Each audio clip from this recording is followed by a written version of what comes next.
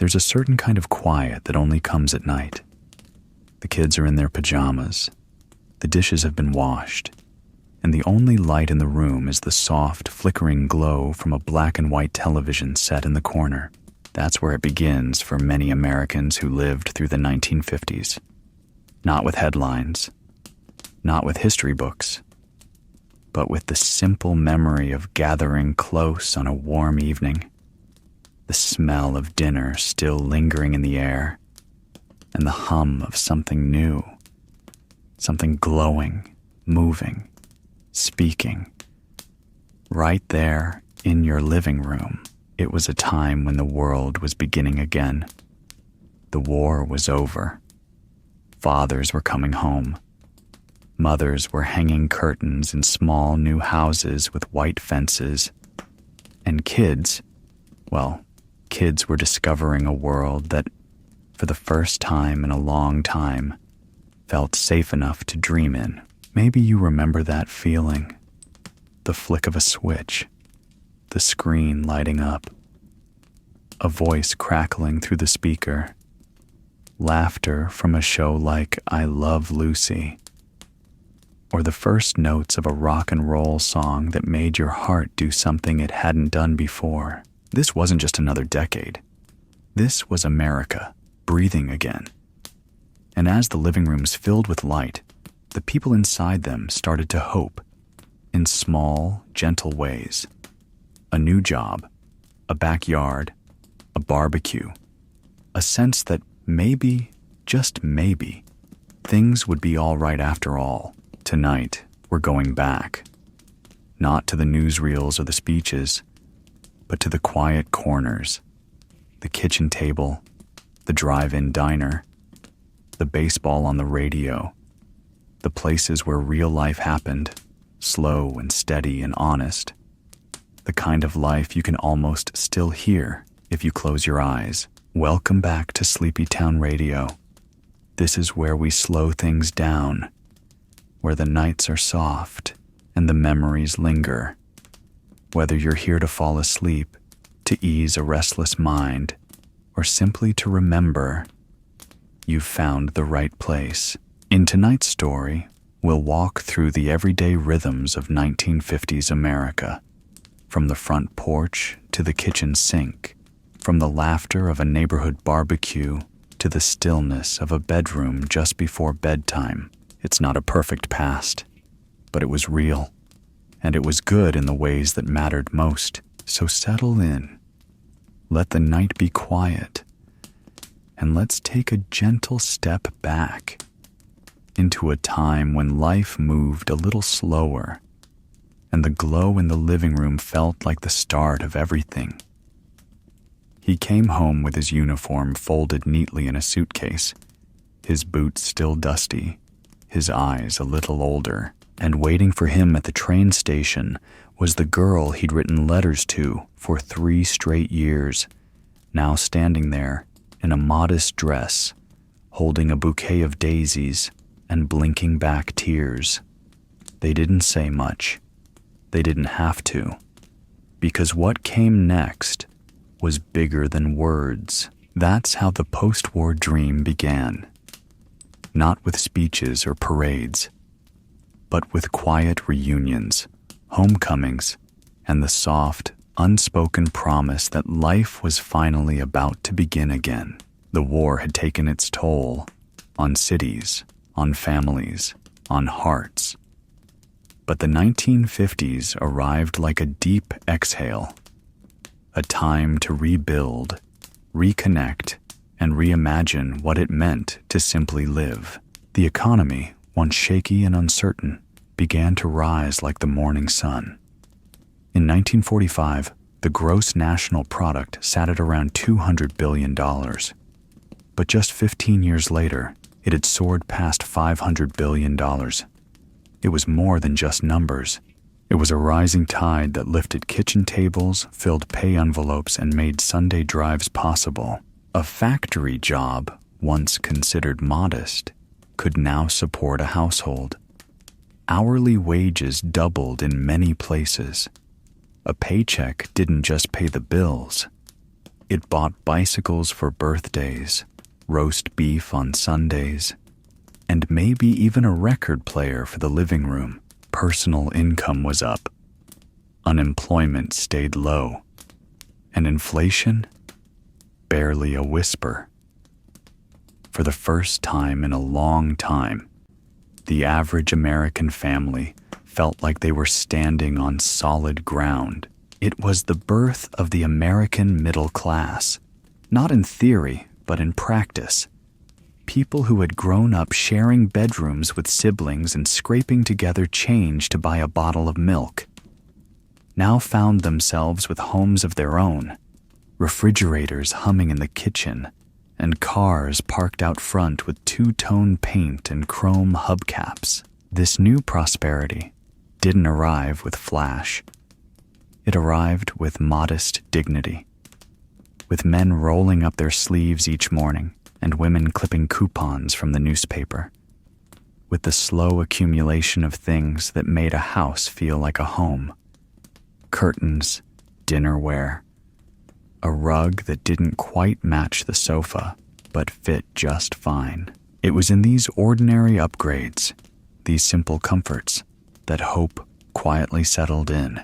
Young couples married early, men around 23, women often just 20. They built their futures with handshakes and hand-me-downs, determined to give their children more than they had, and for the most part, they did. Divorce rates remained low. Community ties were strong, and the nuclear family became the new emblem of American stability. Of course, nothing was perfect. Roles were rigid, especially for women. Magazines, television, and even school books all preached a singular message: that a woman's place was in the home, raising children, supporting her husband, wearing pearls while preparing meatloaf. Some women found deep fulfillment in these roles. Others felt something stirring beneath the surface, a quiet longing for more, a job, a voice, a name outside of mom. But that's the story of every era, isn't it?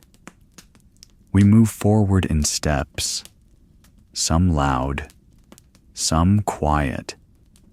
The 1950s were, in many ways, a whisper, a soft setting of the stage for changes yet to come. Still, within the homes of that decade, something beautiful was taking shape. Family dinners were a ritual, not a luxury. Everyone had their seat at the table. And it wasn't just about the food. It was about the time. Time to ask how school went. Time to talk about work.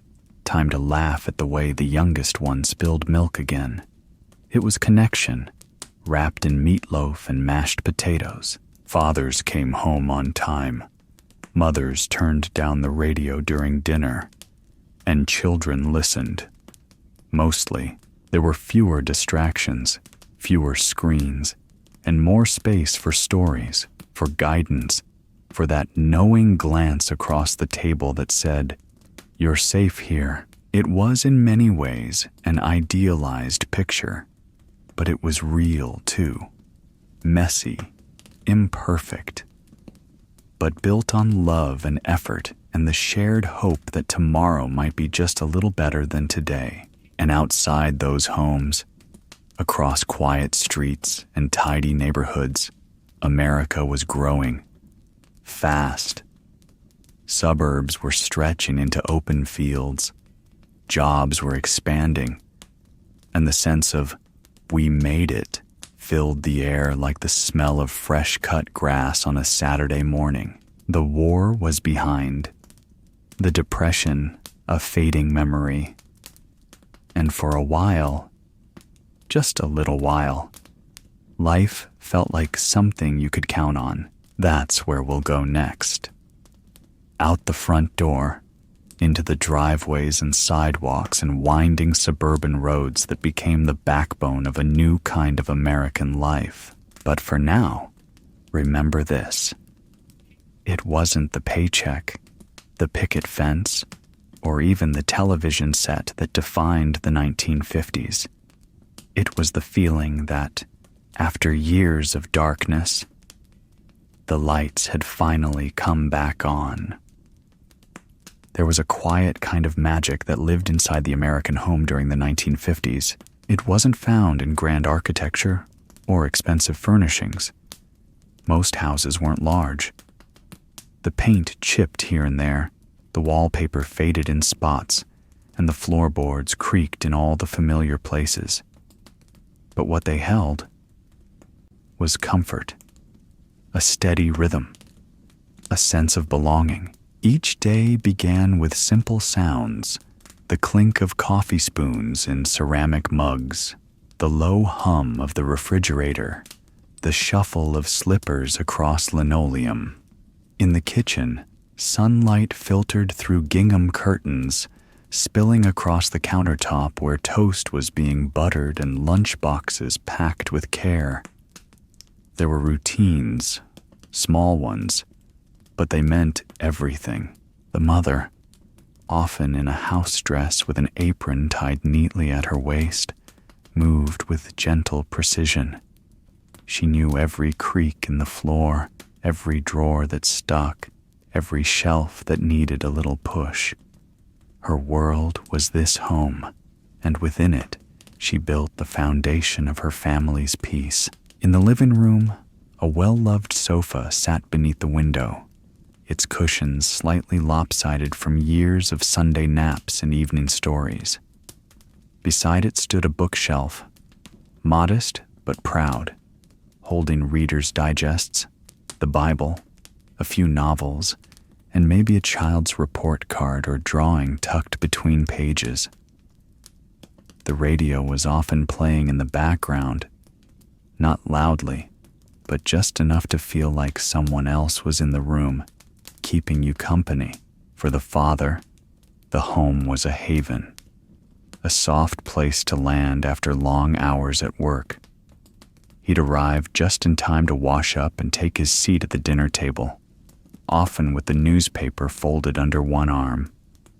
There was a quiet ritual to it all, removing his shoes by the door, loosening his tie, lighting his pipe. These weren't acts of extravagance. They were acts of presence, a daily return to something safe, steady, and known. Children, of course, filled the space with life. You'd hear the slamming of the screen door in the afternoon, laughter tumbling down the hallway, and the occasional bickering over who sat where on the couch. There were chores, setting the table, sweeping the porch, folding laundry, but also long stretches of play that spilled from bedrooms to backyards, from tree swings to cardboard forts in the garage. What tied it all together wasn't square footage or floor plans. It was the togetherness, the way each family moved through their day, orbiting around each other, overlapping in soft, familiar ways. Evenings were their own kind of sacred. After dinner, lights would dim, and everyone would settle into their own little spot. The father might read from his armchair, pipe in hand, glasses low on his nose. The mother might knit or sort through the mail. The children, freshly bathed and in their pajamas, might sprawl out on the rug with a board game or a coloring book, their laughter now softer, the day's energy beginning to fade, and always, the home seemed to breathe with them. The windows would fog slightly on cold nights. The kitchen would smell faintly of coffee grounds, and the hallway would echo with the quiet creak of footsteps and the closing of bedroom doors. Sometimes, a neighbor would stop by unannounced, and nobody minded. A pie was offered, or a coffee brewed, and folks would sit at the kitchen table like they had all the time in the world. There were no texts, no alerts, no buzz of urgency, just conversation, eye contact, and the shared understanding that life was best lived slowly. The 1950s home wasn't just shelter. It was rhythm. It was familiarity. It was where birthdays were celebrated with sheet cake and paper hats, where scraped knees were bandaged, where tears were wiped away quietly in the hallway. It was the heart of the family. And for many, it remains the clearest memory of what home truly means. From these spaces, these living rooms, kitchens, porches, and yards, came a generation shaped by steadiness, a generation that learned the value of a made bed, a handwritten note, and a Sunday roast that filled the house with warmth from the oven to the stairs. Next, we'll step a little closer to the heartbeat of it all, to the women who kept it moving, held it together, and brought grace into every corner. She rose before the sun, quietly, so as not to wake the house. The linoleum felt cold beneath her feet as she padded into the kitchen, tying the sash of her housecoat with one hand and reaching for the percolator with the other. The morning began not with ceremony, but with care. That was the rhythm of a 1950s mother, steady, selfless, often unseen. She was the hum beneath the surface, the warmth behind the curtains, the reason the house never quite fell apart. By the time the children shuffled into the kitchen, hair still tousled from sleep, breakfast was already waiting. Oatmeal steaming, milk poured, lunches wrapped neatly in wax paper. There were no headlines or spotlights for what she did, but in every peanut butter sandwich, in every clean collar, there was love, quiet and unyielding. The magazines of the day painted her as a picture-perfect figure. Pearls, pressed skirts, lipstick before noon. She was supposed to smile at the stove, have a roast in the oven, and greet her husband at the door with a kiss and a cocktail. And many did try to live that image. They clipped recipes from better homes and gardens, folded napkins just so, vacuumed in heels. But beneath the polished surface, there was more. A world of thought, longing, resilience. Not every mother felt perfectly fulfilled. Some looked out the window while folding laundry and wondered what else they might have been. A nurse, maybe. A teacher. An artist. They loved their children, their homes, fiercely. But inside some held quiet dreams of their own, set gently on a shelf beside the cookbooks and the baby shoes. Still, they carried on. Not because they had to, but because they believed in holding things together. She was the one who noticed when a child looked pale at breakfast, who patched knees on dungarees and sewed buttons onto coats without ever being asked. She remembered birthdays, wiped tears, kissed bruises, and somehow managed to keep the pantry stocked, the floor swept, and the household moving like clockwork. And when her husband came home, tired, perhaps a little distant, she didn't always speak of the day's frustrations. She set the table, poured the coffee, and made sure dinner was hot. Not out of duty, but because that was how love showed itself. In effort, in thoughtfulness, in staying up late to mend the hem of a dress that no one else would notice was fraying. Some women found joy in homemaking, genuine joy. They took pride in a polished banister, a well-set table, the glow of lemon oil on wooden floors. They found fulfillment in being the anchor, the heart, the one everyone came home to. Others struggled in silence, longing for more than what society allowed, for a voice in the conversation, for the freedom to step beyond the walls they were told to decorate, but not escape. But even in that silence, there was strength.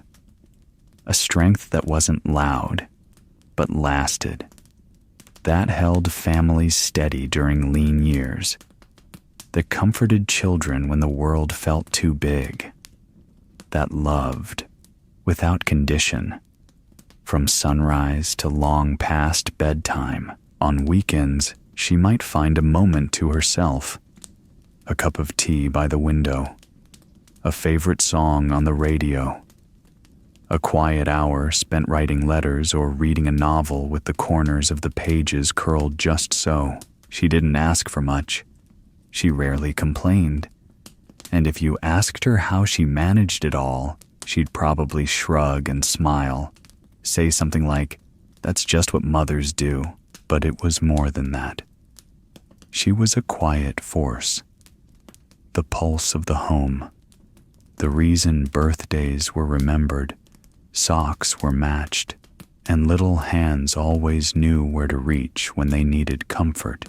In every casserole dish, in every neatly packed suitcase for summer camp, in every lovingly handwritten note tucked into a lunch bag, there she was, present, tireless, tender. And though history doesn't always mention her by name, her legacy lives on, not in monuments or headlines, but in memories.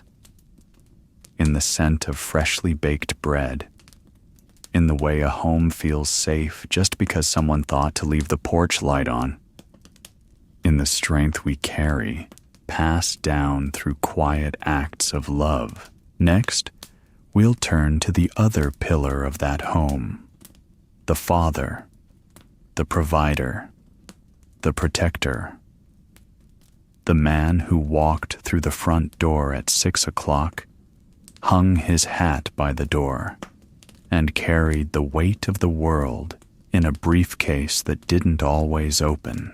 But for now, let's hold this space for the women who wore aprons like armor, who found ways to build joy out of the ordinary, and who gave everything, gently, daily, and without applause. He came through the front door each evening with a rhythm you could set your watch to, the sound of his shoes stepping over the threshold, the soft click of his belt as he hung it on the hallway hook, the rustle of the newspaper tucked beneath his arm. And if you were lucky enough to be nearby, the faint scent of tobacco from his pipe still lingering on his coat. This was the American father of the 1950s. Not a man of many words, perhaps, but a man of presence. A man who believed that duty was quiet and love was proven by consistency. He worked long hours, often at the same job for decades. Factory floor, sales office, construction site. Whatever the place, the mission was the same. Put food on the table, keep the lights on, give the family something better than he had. He may not have spoken of dreams in grand poetic ways, but every paycheck, every oil change, every shovel of snow he cleared before sunrise, it was all a kind of silent vow. I've got you. You don't have to worry. In the evenings, he became a different version of himself, still a provider, but also a quiet anchor. He'd loosen his tie, slide into his favorite chair, turn the dial of the radio to a ball game, or pour himself a glass of iced tea, maybe a splash of bourbon. Sometimes he'd puff gently on his pipe, eyes softening as the day faded into night. The children knew when he was home, not because he was loud, but because the air felt settled, like everything was right where it should be. He wasn't perfect. He got frustrated. He raised his voice when the house got too wild. He didn't always understand the new music or why his kids needed more than what he'd had. But he tried. In his way, he fixed leaky faucets, tightened bicycle chains, helped with math problems even when he didn't quite remember how. And if he couldn't say, "I love you" aloud, he said it in actions, by gassing up the car before his daughter drove to school, by sitting in the bleachers even when he got off work late, by warming up the family car on cold winter mornings. Sometimes, after dinner, he'd retreat to the basement workshop, not to escape, but to think, to tinker, to repair a broken toy or sand down an old piece of wood for a new bookshelf. There was peace in those small, quiet projects, a chance to create, to contribute, without applause. And every now and then, when no one was looking, he'd sneak a piece of leftover pie from the fridge.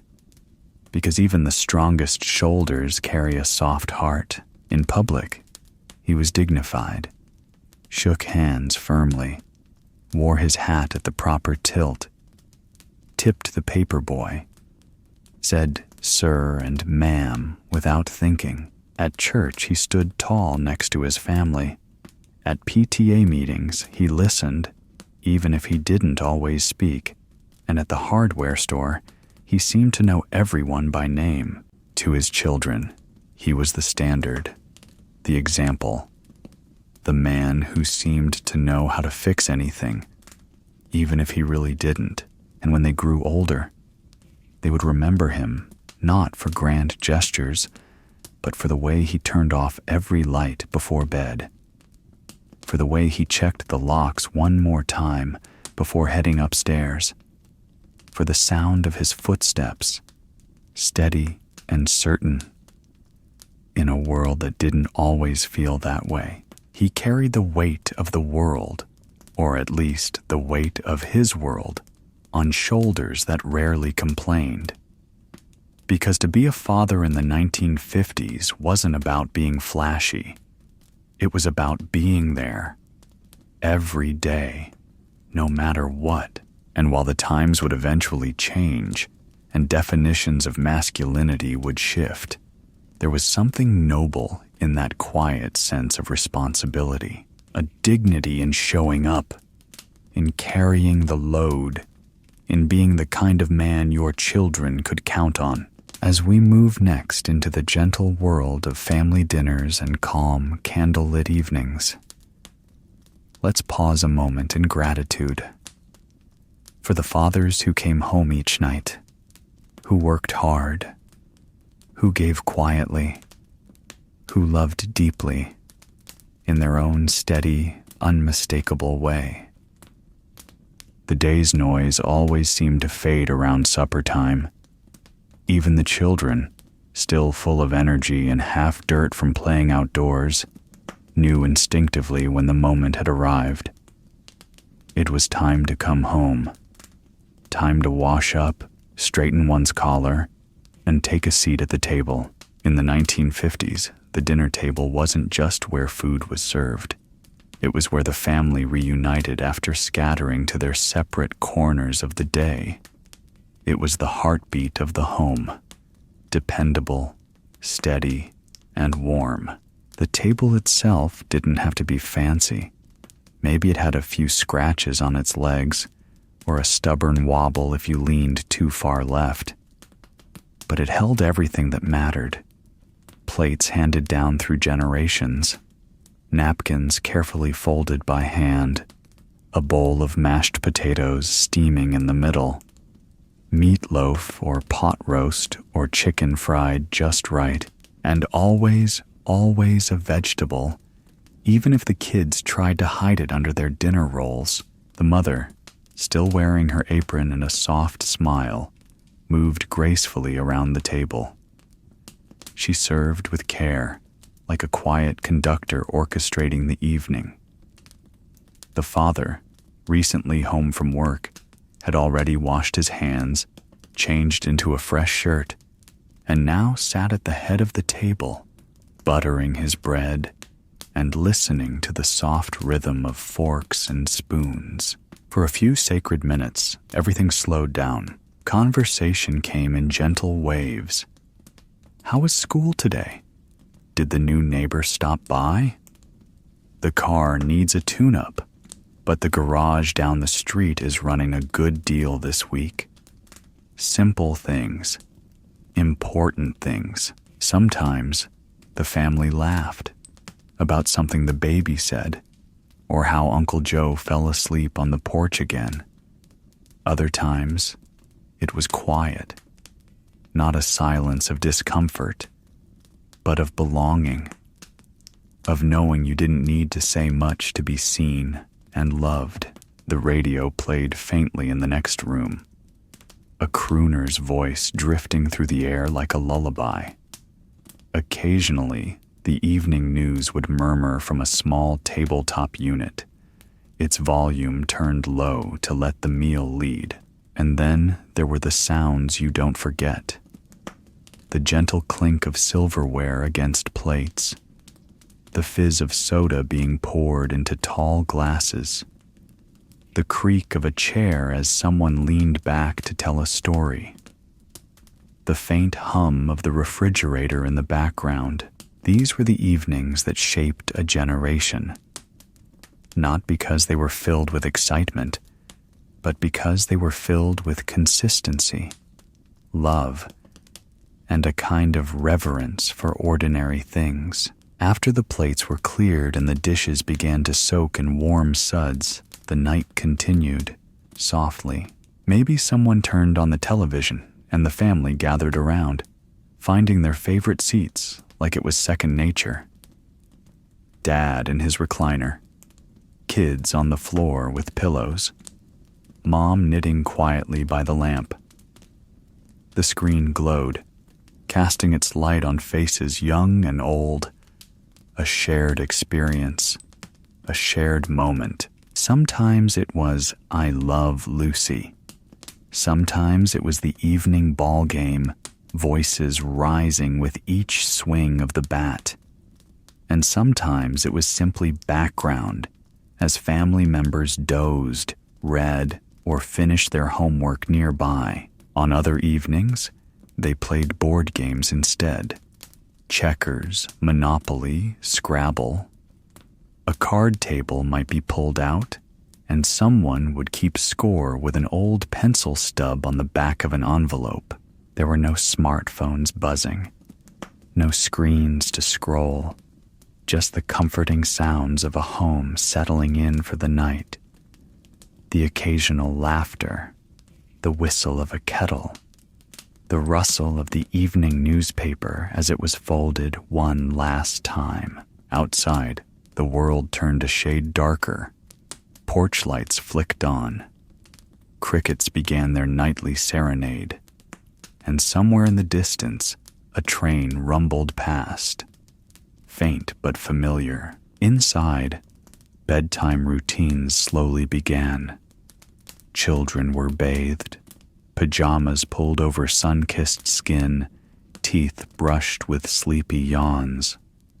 A story might be read, or a lullaby hummed from memory, something about stars or dreams or little lambs.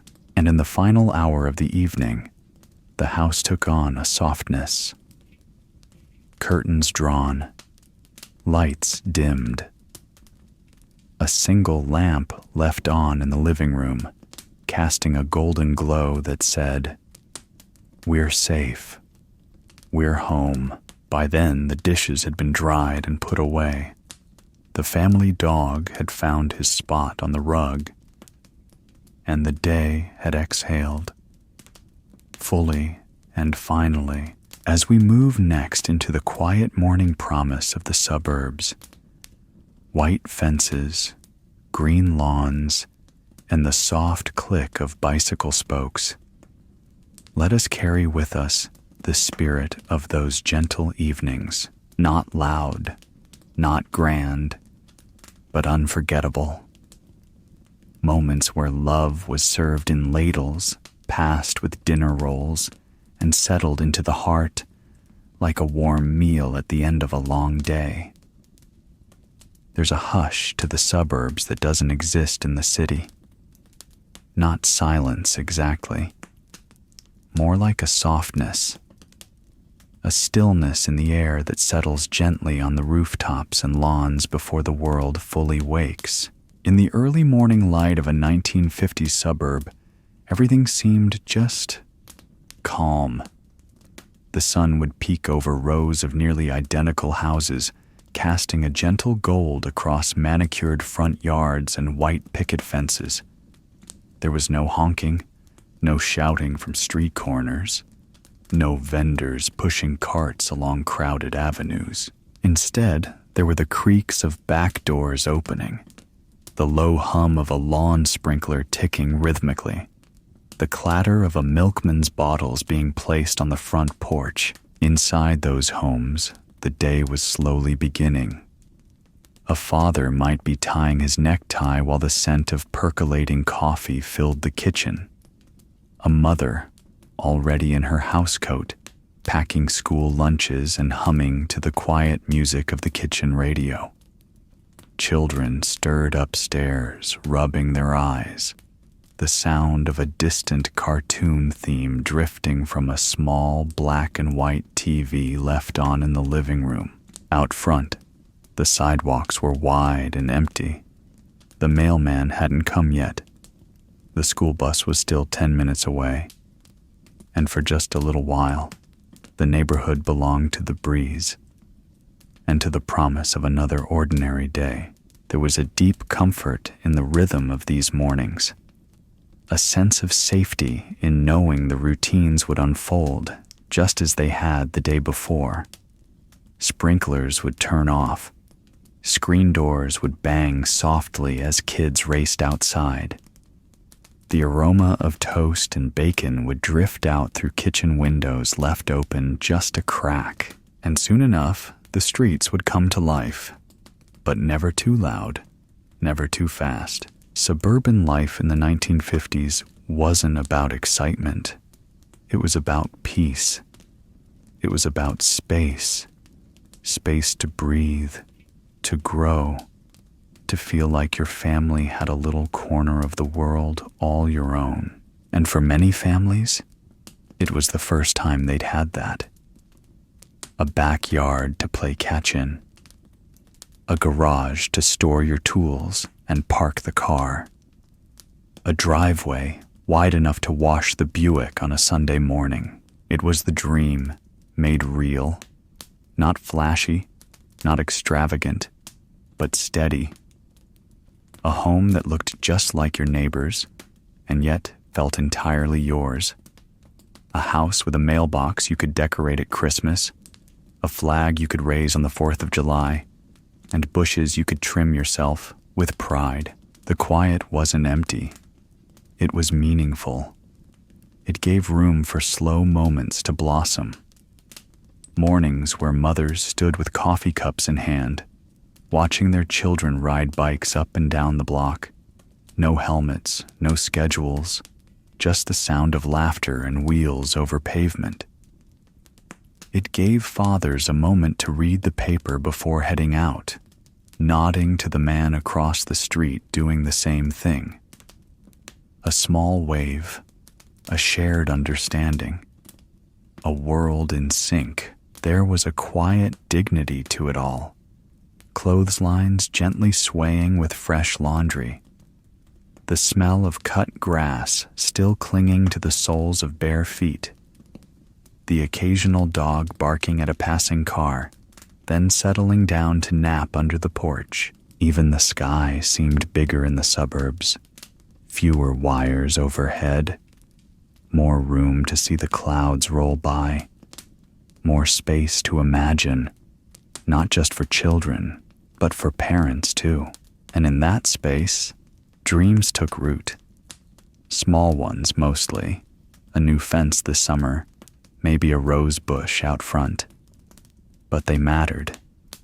They were tangible. They were yours. As the sun rose higher, morning gave way to the day's duties. Carpools pulled out of driveways, sidewalks cleared. Housewives turned their attention to cleaning and cooking. But in those early moments, just before the busyness began, the suburb was a kind of sanctuary, a brief pause, a breath. And so, as we move forward from these still mornings into the rows of prefab houses that came to define an era, let us carry with us the quiet promise of these early hours, a neighborhood not built for noise or speed, but for togetherness, for rhythm, for a kind of peace that modern life would come to forget, but some still remember. Every time the sun catches the edge of a white fence, and the world feels, just for a moment, new again. Just beyond the quiet rhythms of a suburban morning, there stood something remarkable, a neighborhood, not carved slowly over generations, but built swiftly, systematically, and with a kind of humble hope nailed into every board. Its name was Levitown, and to many families in the 1950s, it was nothing short of a miracle. Rows of houses, nearly identical in shape and size, stretched out like a pattern across the land, a grid of dreams, hand-delivered to a new generation of Americans returning from war. These weren't mansions. They weren't ornate or bespoke, but they were clean. They were modern. And most importantly, they were attainable. Before Levittown, the idea of owning a home, a real home with a front door, a backyard, and a white fence, felt like a distant luxury to working-class families. But now, thanks to the GI Bill and a new vision of American living, veterans and their young families could afford what their parents could only imagine. And so they came, by the thousands, with furniture strapped to station wagons, with babies wrapped in blankets, with everything they owned packed into boxes marked kitchen and fragile. They came not just for a roof over their heads, but for a new beginning. Each house came with a promise: 2 or 3 bedrooms, a single bathroom, a modest kitchen, and a patch of grass to call your own. There were no grand staircases or sweeping foyers, but there was light through the windows. There was a sidewalk out front. There was a driveway where a child could draw hopscotch with chalk, and a father could wash his Chevy on Sunday afternoons. Life in Levittown had its rhythm, predictable, maybe even plain. But in that predictability, people found peace. There was something deeply satisfying in mowing your lawn while your neighbor did the same across the street, in waving to the same milkman every morning, in planting tomatoes in the same soil where your children might one day learn to walk. The houses might have looked the same, but inside, each held a different world. Different laughter, different lullabies, different dinners cooked with the same recipes, but flavored by the lives of the people who lived there. You could walk down an entire street and hear radios playing different tunes. Perry Como from one window, Elvis Presley from the next. Smell pot roast simmering in one kitchen, and apple pie cooling on the windowsill across the way. The sameness of the structure only made the uniqueness of each family shine brighter. Front yards became canvases for expression, some with bird baths, some with garden gnomes, others with nothing but freshly trimmed hedges and a proudly planted American flag. Children roamed freely from house to house, never knocking, just calling out names. And parents sat on front porches in the evenings, sipping coffee, watching the street lights flicker on, one by one. It was a place built fast. But the memories, they were slow, slow like a screen door creaking open, slow like the pages of the local newspaper turning in a father's hands, slow like a rocking chair swaying back and forth as the sun disappeared behind the rooftops. For many, Levitown wasn't just a development, it was a symbol of stability, of safety, of the American dream, not in marble columns or silver spoons, but in linoleum floors, wooden fences, and beds tucked into rooms small enough to feel cozy. And even if the houses were modest, even if the floor plans repeated like the notes of a lullaby, there was a kind of sacredness to it all. You weren't just buying property, you were planting roots. Neighbors became lifelong friends. Kids grew up together, learning to ride bikes on the same sidewalk, carving initials into the same oak tree, catching fireflies from the same backyard hedges. And in those backyards, new rituals formed. Barbecues on Saturday afternoons, birthday parties with folding chairs and red balloons, fathers showing sons how to grip a baseball for a proper throw. It wasn't perfect. No place ever is. But in the soft repetition of those homes, in the way the sun fell the same on every rooftop, there was comfort, a kind of ordinary beauty. And so, as we move into the backyards, those little slices of paradise tucked behind each home, we carry with us the spirit of Levittown, not as a blueprint, but as a feeling, the feeling of arrival, of belonging, of building a life, one wooden beam and tomato plant at a time, in rows, and dreams, and quiet, hopeful mornings. Just behind those rows of tidy homes in Levittown and beyond lay a space that wasn't drawn in blueprints, but was etched in memory. The backyard, a modest stretch of grass, maybe fenced in with weathered wood or low hedges, yet it held more magic than any room inside the house.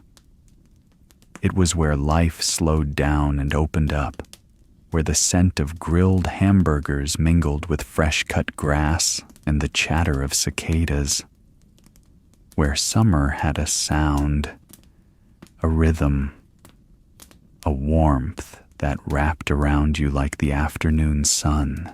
In the 1950s, the backyard became a stage for ordinary miracles.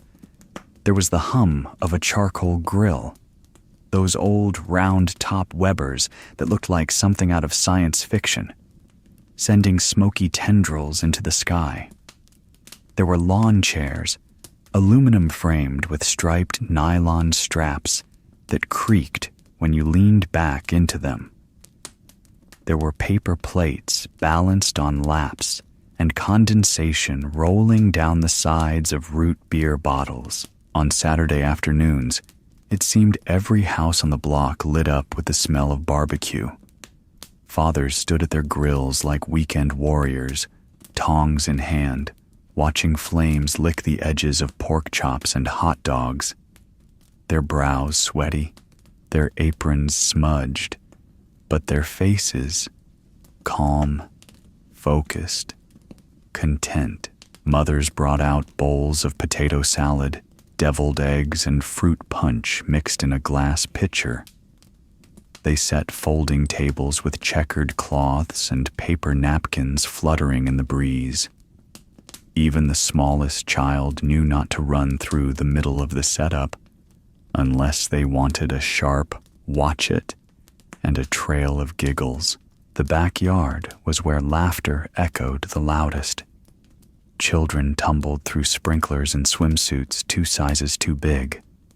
Water balloons popped mid-air, and garden hoses became the weapons of choice for spontaneous summer battles. Bare feet danced across warm flagstones, chased by barking dogs and the occasional clumsy cousin. And oh, the radios. They sat on picnic tables or porch railings, those heavy, portable AM sets with oversized knobs and built-in static. From them drifted the voice of Perry Como or the twang of Hank Williams. Sometimes, if the sky was just right, you could hear distant baseball games. The crack of the bat and the low hum of the crowd carried over from a city far away. Neighbors leaned over fences, trading stories and swapping garden tips. Try coffee grounds for your roses, one might say. Or, that boy of yours has quite the swing. After watching a little league practice unfold right there in the backyard, there were no fences high enough to keep out the community spirit. Laughter, after all, has a way of traveling over walls, and the backyard became more than a yard. It was a shared gathering space, a classroom, a dance floor, a sanctuary. And when the sun began to dip low in the sky, that's when the true magic began. The lanterns were lit. Maybe just a string of bulbs hung from tree to tree. Maybe a kerosene lamp with its gentle flicker. Moths danced around the glow while adults settled into deeper conversations. There was always someone telling a story about the war, about a neighbor's mishap, or about the time they caught the biggest fish no one ever saw. The air cooled slightly, but the warmth lingered. In the coals, in the company, in the closeness. Children would curl up on patio loungers, wrapped in old beach towels, their eyelids heavy, their hair still damp from the garden hose. And parents would rock gently in chairs, sipping coffee or lemonade, watching the stars appear one by one. You might hear the creak of a screen door, the soft clink of ice cubes in a glass, the gentle murmur of a slow conversation about nothing at all, and yet everything. The backyard in the 1950s wasn't a place of extravagance. It didn't need to be. It was enough to have a grill, a radio, a sky full of stars, and someone's laughter ringing beside you. And perhaps that's what made it so unforgettable. The simplicity, the sincerity, the sense that in this quiet patch of grass, behind this humble home, you had everything you truly needed. As the coals cooled and the last firefly blinked its final glow, the night wrapped around the neighborhood like a lullaby. And in that hush just before the lights went out, you knew something beautiful had happened. Even if it was just another backyard barbecue, and soon, the families would move inside. The television would flicker on, casting its soft glow across the living room carpet. But in their hearts, and in ours, the backyard stayed warm just a little while longer. After the final sparks of the backyard barbecue faded into the night, after the grill was covered and the kids were wrapped in damp towels, drifting off to the sound of cicadas, families slowly moved indoors, and waiting for them, in the quiet heart of the home, was a new kind of hearth. The television, it didn't shout or demand attention. It simply glowed. A soft, flickering light in the corner of the room, like a fireplace for the modern age. Its hum was low and steady, almost like breathing. Television in the 1950s was more than entertainment. It was ritual. It was family. It was togetherness. Evenings often began with a simple question. Is the set warmed up yet? Because those old tube TVs took a while to come alive.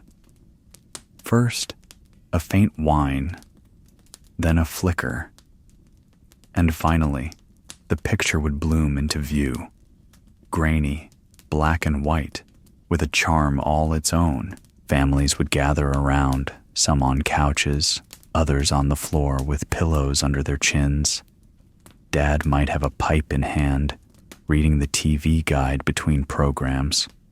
Mom might be folding laundry on the side, glancing up just in time to laugh.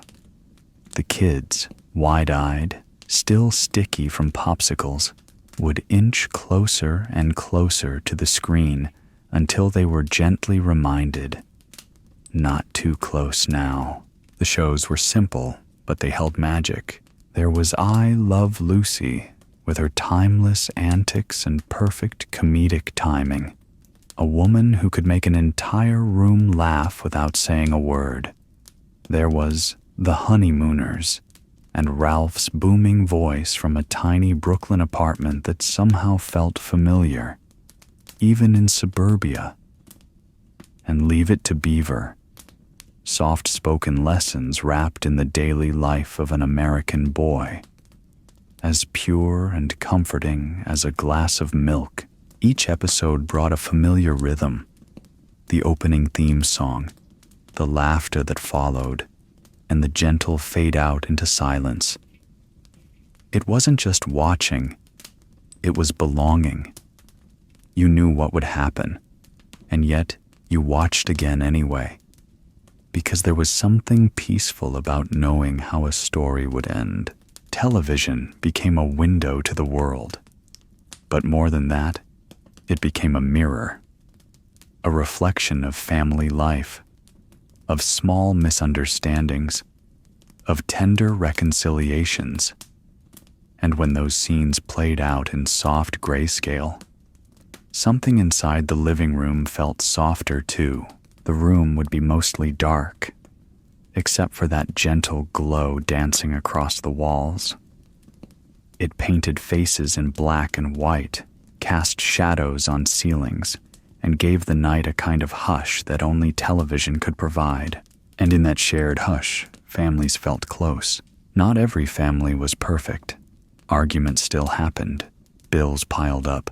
Jobs wore people down. But in those moments, when laughter bubbled from the screen and spilled into the room, there was peace. Television gave families a way to pause together, to sit still in a world that was always moving, to laugh at something harmless, to dream just a little before bedtime. And it wasn't just the shows. It was the commercials, too. Jingles that stayed in your head like lullabies. See the USA in your Chevrolet, or look sharp, feel sharp, be sharp, use Gillette. It was watching the test pattern at the end of the broadcast day, a little emblem that meant it was time to go to bed. The national anthem might play, the flag fluttering across the screen, and then the screen would fade to static, and with it, the day would end. Some nights, a child might fall asleep right there on the rug, arms tucked under their chin, the television still murmuring in the background, and a parent would scoop them up gently, carrying them to bed under the hush of a darkened hallway. TV didn't try to be life. It just gave you a moment to breathe, and perhaps that's why we remember it so fondly. Not because it was grand, but because it was quiet. It asked us to slow down, to sit close, to laugh with the people we loved. And in a world that was still healing from war, still reshaping itself in every corner, maybe a little soft glow in the living room was exactly what we needed. Soon, television would evolve, with cartoons and superheroes, commercials aimed at kids, and entire Saturday mornings dedicated to young viewers. But before all that, there was this hush, this warmth, this shared moment.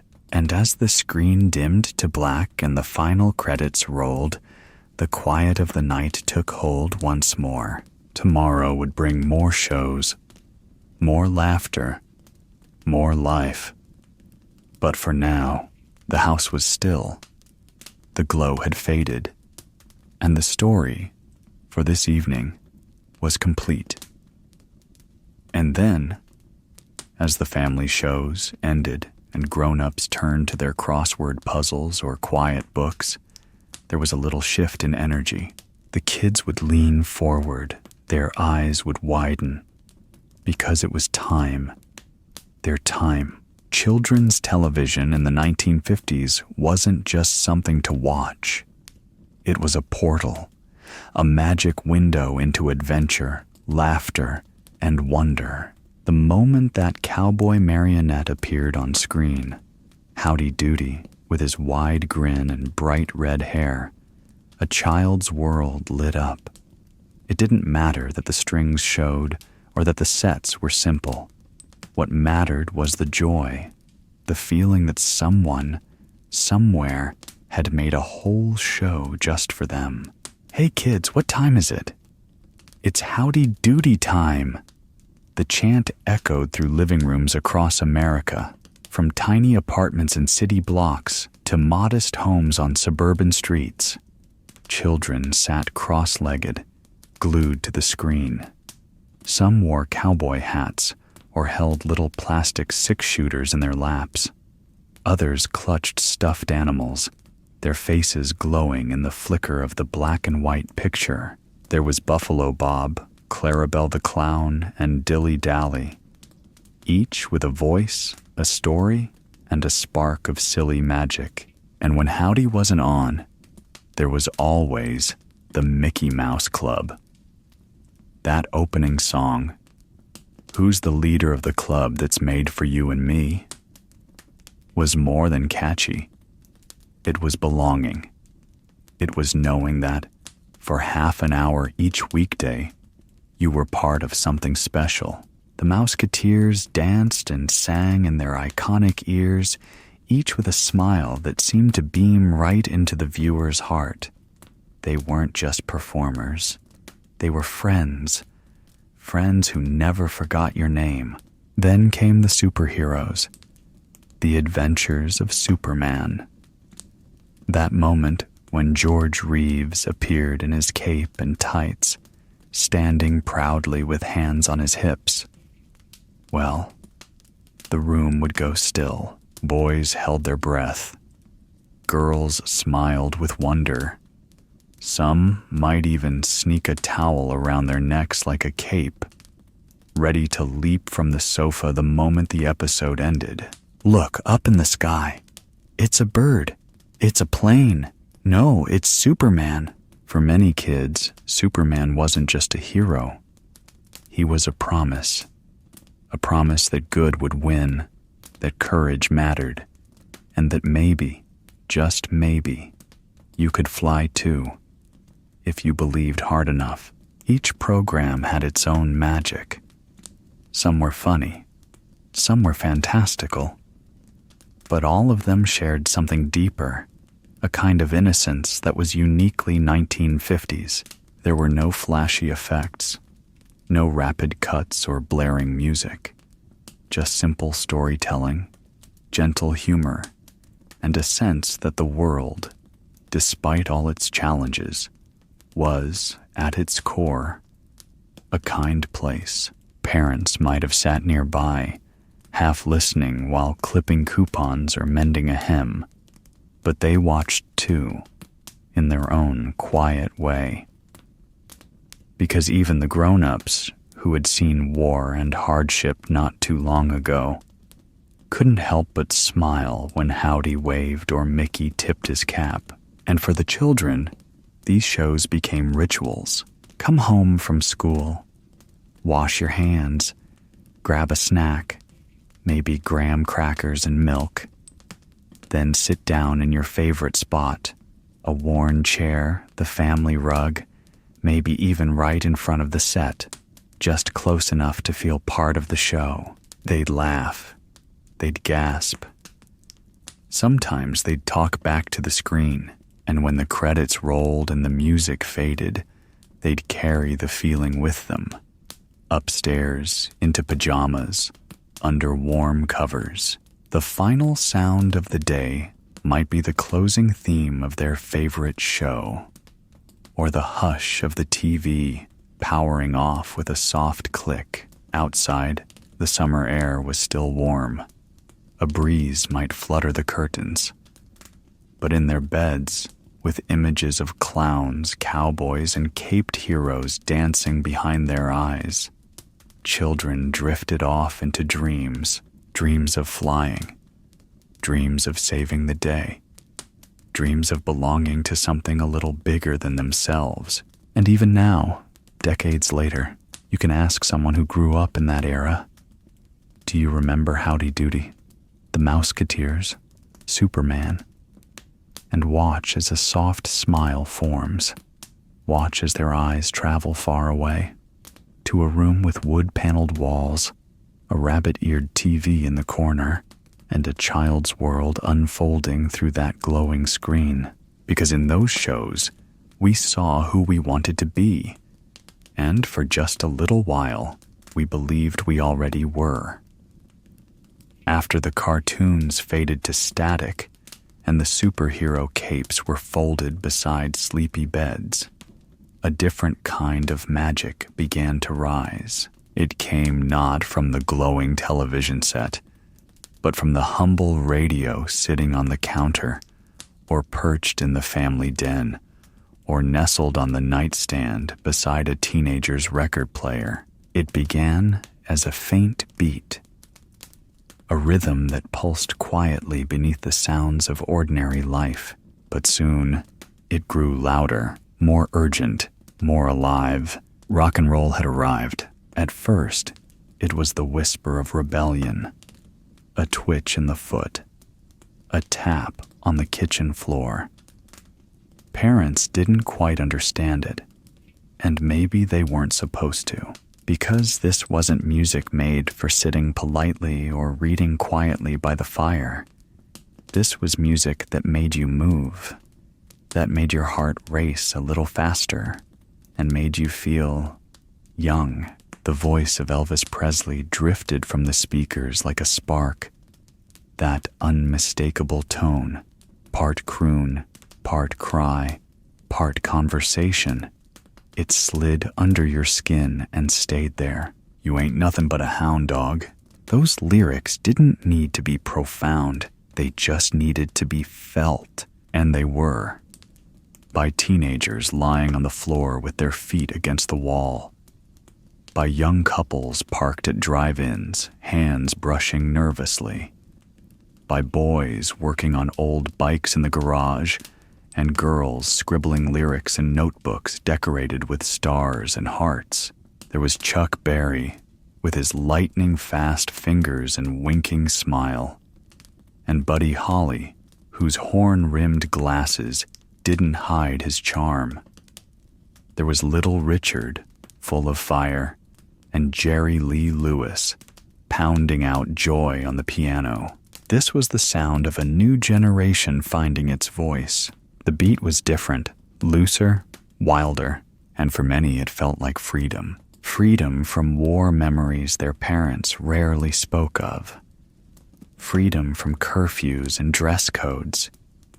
Freedom from the silent pressure to fit perfectly into a mold. Rock and roll cracked that mold just enough to let the light in.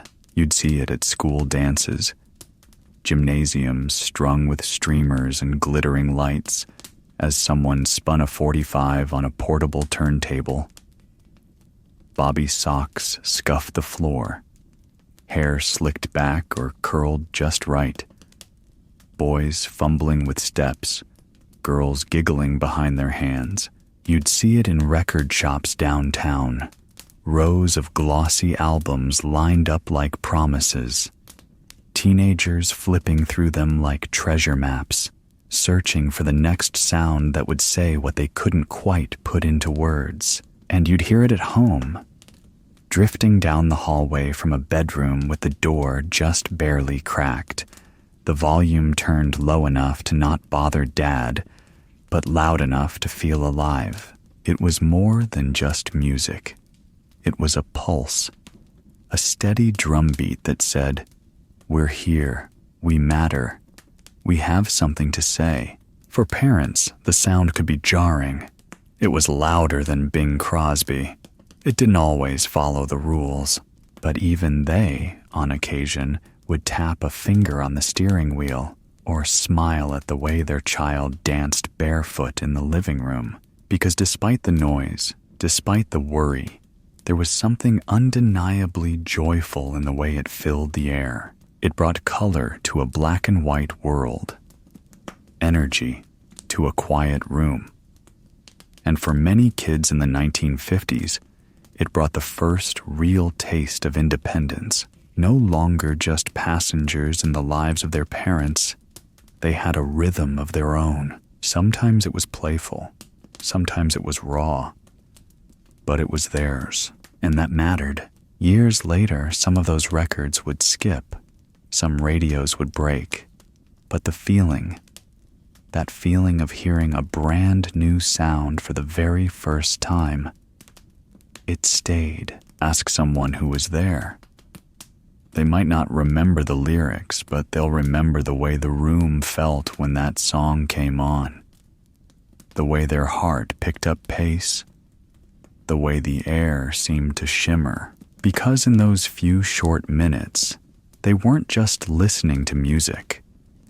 They were stepping into a moment that would echo through decades, through mixtapes and road trips, through weddings and anniversaries, through heartbreak and healing.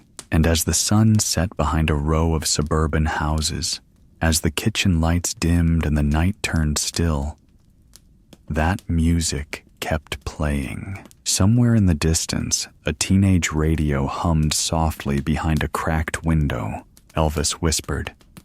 The guitar wailed, and the world turned just a little differently than before.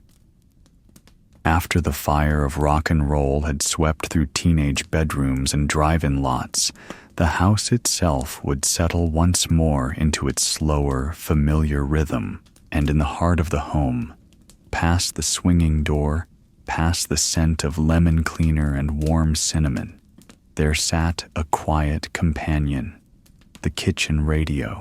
It was rarely the centerpiece. It didn't shout for attention or demand to be heard, but it was there, always there, tucked beside the recipe box, or nestled near the windowsill between the spice rack and the cookie jar. It hummed softly like a friend who never left, and from its speakers came a different kind of music, one that didn't ask for dancing shoes or teenage rebellion. This was the music of comfort, of longing, of love sung low and slow. Frank Sinatra's voice would glide over the room like warm honey, his phrasing effortless, his tone tender, each word delivered as if it were meant just for you. Of Fly Me to the Moon, Dean Martin would follow, his charm spilling into the soft clatter of pans and the gentle bubbling of stew on the stove. You could almost see him smiling as he crooned about a lazy afternoon in Napoli, or the moon hitting your eye like a big pizza pie. Rosemary Clooney would sing next, her voice wrapping around the kitchen like a well-worn apron. Familiar, welcoming, always just right. These weren't the rebellious cries of a new generation. These were the whispers of grown-up dreams, the ones carried quietly in the hearts of mothers stirring sauces and fathers reading the evening paper in the next room. This music belonged to the soft hours, those pockets of peace between the day's rush and the night's rest.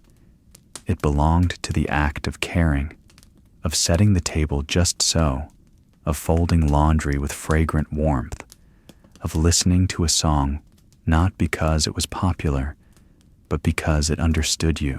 In that small square of sunlight falling across the linoleum, the Crooners told stories of lost love, of distant winters, of cities that sparkled in memory. And even if you had never danced in Paris or walked Fifth Avenue in a long wool coat, you felt as though you had, because the music painted it for you. It gave you a moment of escape, a daydream folded gently between the dishes and the grocery list. Sometimes the radio would crackle slightly as it found the signal. Sometimes it would buzz when the fridge kicked on. But no one minded, because the sound, imperfect, analog, warm, was part of the experience.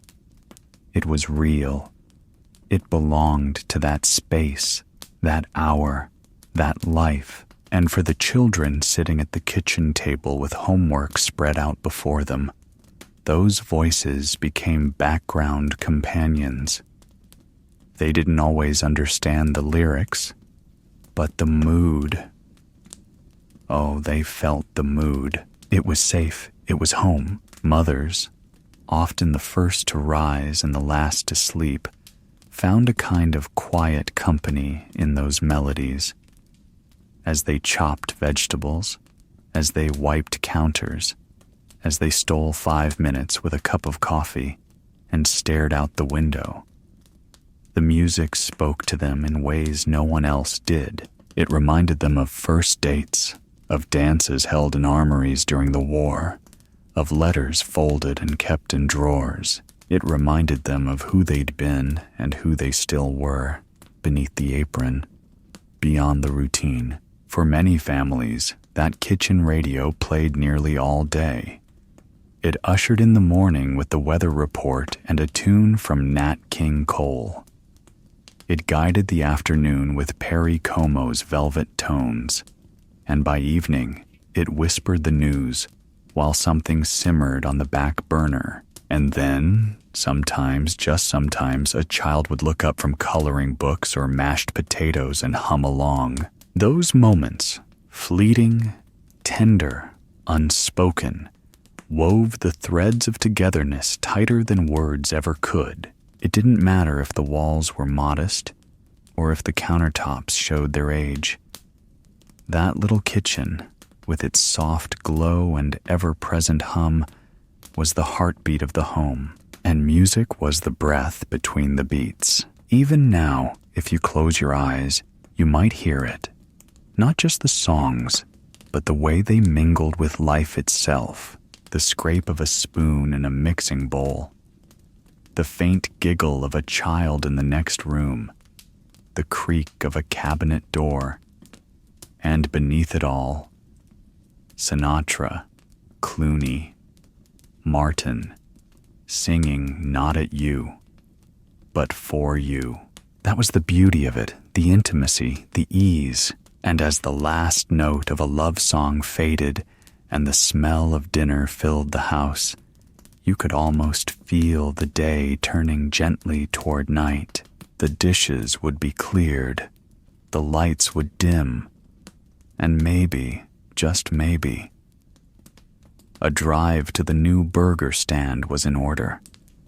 Something wrapped in paper, eaten with the windows down, as the stars blinked quietly above.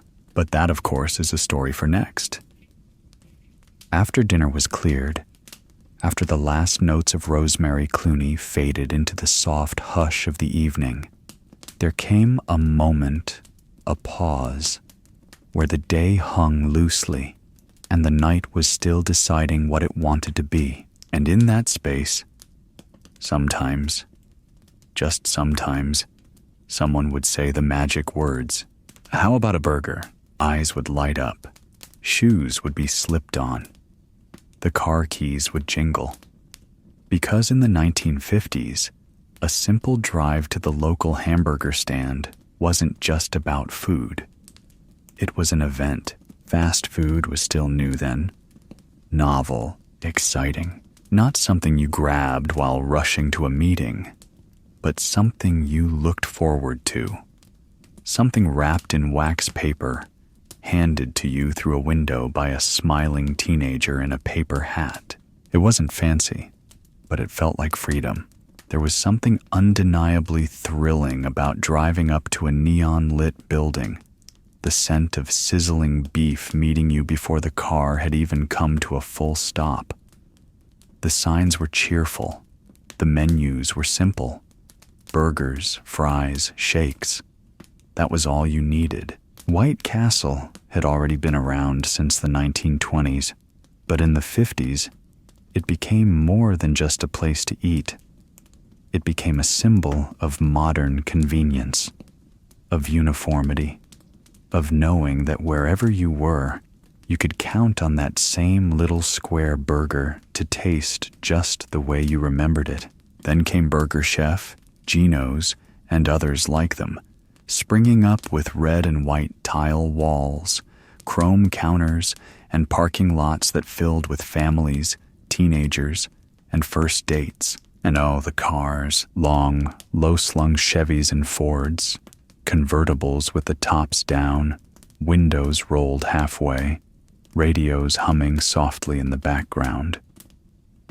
The drive-in lots were alive, not loud, not chaotic, but buzzing with a quiet, shared joy. Inside the car, things felt different. The rules of the dinner table didn't apply. You could eat with your hands. You could dip your fries 2 at a time. You could sip from a paper straw and let the chocolate shake melt just a little on your tongue. It was casual. It was easy. And it brought people together in ways that surprised even themselves. Sometimes, the whole family would go. Dad at the wheel, Mom unwrapping sandwiches and handing them back with practiced grace, kids in the back seat comparing who got the bigger fry. Other times it was just a couple, parked under the glow of a drive-in canopy, sharing a basket of onion rings, saying very little but meaning every glance. The fast food of the 50s wasn't yet about speed. It was about possibility. It felt new. It felt modern. And in a world freshly rebuilt from war and worry, a world now humming with optimism, a burger in a paper wrapper was more than just dinner. It was a bite of the future. People dressed up to go out, even to a burger stand. Boys slicked back their hair. Girls wore cardigans or poodle skirts. The car was clean. The radio was tuned just right. And when your order came, in a paper bag that was just a little greasy on the bottom, warm to the touch, you knew the evening had arrived. These were the little rituals of joy. Salt on your fingers, ketchup on your napkin, the soft crinkle of a milkshake cup as the ice settled. And for a brief moment, in the front seat of a parked car, life felt deliciously simple. Back home, Mom might still love her kitchen radio. Dad might prefer a roast and potatoes on Sunday. But every now and then, especially on a Friday night, when the week had worn thin and the moon was high, the glow of a burger joint called like a lighthouse, and America answered. Years later, the names would change. Some stands would close. Others would grow into empires. But in the 1950s, fast food wasn't fast. It was fun. It was a novelty wrapped in paper and shared beneath neon lights. It was the laughter of children in the back seat. It was the taste of warm fries dipped in a paper cup of ketchup. It was a kiss between two teenagers in a parked car, the scent of burgers still lingering in the air. And most of all, it was a moment of pause. Between the chores and the bedtime routines, between the expectations and the next big thing, where everything else fell away, and all that mattered was that first perfect bite. There was something quietly beautiful about the way people dressed in the 1950s. Not flashy, not loud, just intentional. Each morning began with a ritual, a shirt neatly ironed, a dress chosen with care, shoes polished the night before. Whether you were heading to the office, the market, or just sitting out on the porch with neighbors passing by, you dressed like it mattered, because somehow it did. Fashion in the 1950s wasn't about labels or designer names. It was about pride, about showing up, about a kind of self-respect that said, "This is who I am," and I took the time to present myself well. For women, it was the age of poodle skirts and cinched waists, of soft pastels in springtime and polka dots in summer. There were cat-eye glasses, dainty gloves, and pearls, not worn out of vanity, but as a symbol of grace passed down from mother to daughter. You could walk into any downtown five and dime and see rows of cotton dresses, hung carefully on wire hangers, each one waiting to be tried on under the warm light of a buzzing ceiling fan. Teen girls flipped through fashion magazines like 17 and Ladies' Home Journal, circling outfits they'd never afford, dreaming of prom nights and Saturday soda dates. And the boys? They had their own kind of style, one shaped by the heroes they saw on the silver screen. There were leather jackets that clung close in the wind, white t-shirts with rolled-up sleeves, and cuffed denim jeans that faded just right with time. The James Dean look wasn't just a trend. It was a feeling. Quiet rebellion wrapped in cool composure. And on Sundays, that rebel softened into tradition. Out came the crisp button-downs, the wool blazers, the polished loafers. Church attire wasn't optional. It was expected. A moment in the week where families dressed in their best, not to show off, but to show respect. For the space. For the ritual. For each other. You'd see fathers in fedoras, tipping their hats to passers-by. Mothers in flowy dresses, hair pinned neatly. Children tugging at their gloves. Little boys wore clip-on ties they'd later yank off in the back seat of the car. Little girls twirled in dresses with layers of tulle, their shiny shoes tapping across the church steps like a drumbeat of innocence. But fashion wasn't all about Sunday best or movie star mimicry.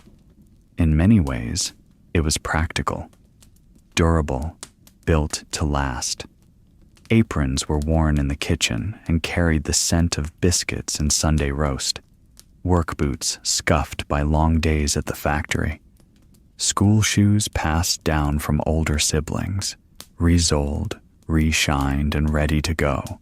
There was an elegance in the everyday, in how even house coats came with pockets trimmed in lace, and how men's handkerchiefs were folded into breast pockets like little flags of dignity.